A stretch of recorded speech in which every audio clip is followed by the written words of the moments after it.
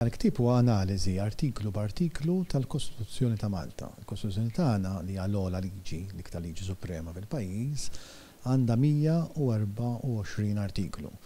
U dal-ktib jenalizza artiklu b'artiklu, ġifieri jispjegah u anki jagħti deskrizzjoni ta' sentenzi li għenu fl-interpretazzjoni ta' ħafna minn dawn l-artikli. L-iktar artikli ġew interpretati mill-qorti li ġew infissra mill-qorti huma id-drittijiet tal-bniedem, ġifieri tajli kemm hemm kawżi kostituzzjonali. Minn kull kawża kostituzzjonali minn kull 10 9 jkunu fuq il-human rights. Grazzi għal modernizzazzjoni kienet saret xi 10 snin, 15 sena ilu, li s-sentenzi kollha tal-qorti jkunu online, mhix diffiċli daqs qabel trid tqotmu l-arkivi tal-qorti jew il-libreriji, għalkemm kelli mmur għall-libreriji u l-arkivi tal-qorti. Mbagħad jkollok kodba internazzjonali, kodba dwar il-Qorti Ewropea. Qed naħdem fuq ktib ieħor, nispera nkun se nħabbar is-suġġett ta' waqt, però għandu x'jaqsam mal-politika, se jkun bil-Malti,